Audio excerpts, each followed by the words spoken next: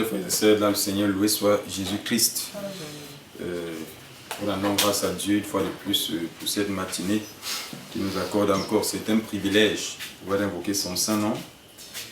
Nous parlerons un peu de quelques conditions que subissent les enfants de Dieu à travers le monde.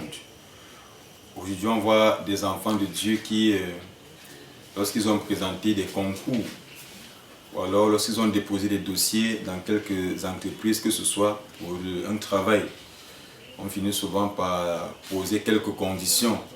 On te dit, pour que tu obtiennes telle chose, il faut impérativement que tu entres dans une secte, ou alors que tu trempes les mains, comme on dit souvent.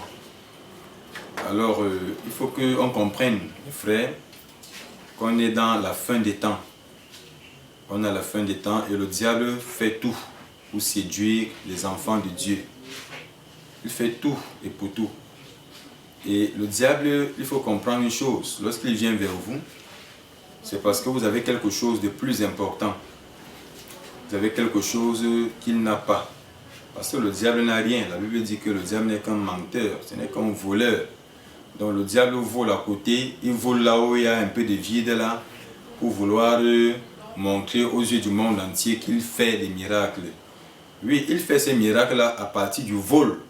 Ou alors il donne aux gens à partir de ce qu'il a volé. C'est très facile à comprendre. C'est-à-dire, lorsqu'on attrape un voleur qui s'en va voler simplement, il va aller prendre quelques pièces d'argent et il va aller prendre telle chose qu'il ira distribuer aux autres. Il va les distribuer, mais ce n'est pas lui. Ce n'est pas lui qu'appartiennent toutes ces choses-là. C'est simplement parce qu'il les a volées. Donc c'est comme ça que le diable fait. Mais je vais vous lire un passage pour que vous compreniez un peu mieux ce que je suis en train d'expliquer. Dans le livre de l'Apocalypse au chapitre 13, du verset 11e au verset 18e. Je vis ensuite surgir de la terre une autre bête. Elle avait 2 cornes comme un agneau, mais parlait comme un dragon au service de la première bête. Elle en établit partout le pouvoir, emmenant la terre et ses habitants à adorer cette première bête dont la plaie mortelle fut guérie. Vous voyez que on nous parle d'une deuxième bête. La première bête ici, là, c'est dans le chapitre 12, où on nous parle du dragon qui était prêt à dévorer l'enfant. Alors, on sait donc que le dragon là, a transmis son pouvoir à cette bête également. Donc, c'est comme, pour faciliter votre compréhension, c'est quand on dit que le Saint-Esprit qui distribue ses dons à chacun, à celui-ci peut donner le don de guérison, alors qu'il peut donner le don de vision, l'autre le don de prophétie, l'autre le don de sagesse et bien d'autres. C'est comme ça que le diable essaie aussi de manœuvrer. Donc il est maintenant son royaume, il essaie de le répandre à travers les représentants dans le monde. C'est pourquoi on nous parle de la bête. Et le rôle donc de cette bête ici-là, c'est d'amener tous les hommes, des habitants de la terre, tous les êtres, à adorer cette bête-là. Vous voyez un peu, à l'adorer. Donc, à partir donc, des conditions qu'il pourra poser. On voit donc que le diable veut utiliser donc les faiblesses de beaucoup de personnes. Il veut utiliser des manquements dans la vie de beaucoup de personnes pour pouvoir adorer cette bête. Je vais continuer la lecture pour que vous compreniez mieux. Elle accomplit des prodiges étonnants jusqu'à faire descendre aux yeux de tous le feu du ciel sur la terre, et par des prodiges qui lui a été donné d'accomplir au service de la bête. Elle fourvoie des habitants de la terre, leur disant de graisser une image en l'honneur de cette bête qui, frappée du glaive, a réprévé. On lui donna même d'animer l'image de la bête pour la faire parler et de faire en sorte qu'elle fût mise à mort tous qui n'adoreraient pas l'image de la bête. Vous voyez un peu. Donc on voit que même le diable ici là, il y a des miracles que le diable en même temps peut produire. Mais ces miracles là tendent beaucoup plus à aller adorer le diable, ou alors à suivre le diable, ou alors adorer cette image. Parce que le fait d'adorer là, ça veut dire quoi? C'est focaliser notre doctrine sur Satan, dans le but de le suivre et de se perdre éternellement. Donc les miracles que le diable opère aujourd'hui là, on voit donc que la plupart des gens qui l'utilisent, c'est des personnes qui se présentent comme des agneaux, donc comme des innocents, mais qui à l'intérieur d'eux sont des agents de Satan. Donc ils viennent, par exemple, ils peuvent vous parler de Jésus. Ils prêchent même bien Jésus, ont des belles paroles. Mais à l'intérieur d'eux, en réalité, ce n'est pas ça. C'est lorsque vous entrez dans ces profondeurs-là, que vous finissez par découvrir qui sont réellement ces gens. Donc, la première des choses ici, là, c'est de vous attirer avec un langage de séduction. Mais lorsque vous êtes à l'intérieur, vous devenez déjà conditionné. Par conséquent, pour sortir, ça devient déjà un autre problème. Et le diable, donc, alors, il peut faire descendre même le feu du ciel. Comprenez un peu. Parce que c'est un pouvoir qu'il a reçu donc c'est comme on peut dire un pouvoir inné. Mais qui aujourd'hui n'est plus au service de ce Dieu qu'il a créé.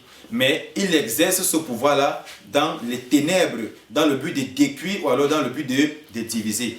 Donc c'est la raison pour laquelle il faut qu'on se méfie, mes frères. Alors je vais continuer en lisant. Par ces manœuvres, tous petits et grands, riches ou pauvres, libres ou esclaves, se feront marquer sur la main droite ou sur le front. Et nul ne pourra rien acheter ni vendre s'il n'est marqué au nom de la bête ou au chiffre de son nom. Vous comprenez un peu comment est-ce que le monde fonctionne aujourd'hui.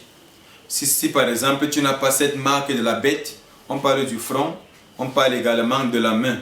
Tu ne peux rien acheter, tu ne peux même pas vendre. Mes frères, c'est très facile à comprendre. Prenons un peu le cas de nos gouvernements aujourd'hui. Je ne veux pas provoquer les gouverneurs bien, mais je parle un peu de nos gouvernements. Vous avez vu les enfants, ils ont fréquenté, ils ont eu par exemple des diplômes. Mais lorsqu'il faut aller chercher un emploi, on commence à te dire, si tu n'es pas avec nous, tu ne travailles pas. Ou alors, ce n'est pas forcément le cas de tout le monde qui travaille. Il y en a qui travaillent, qui ne sont pas dans ces choses-là.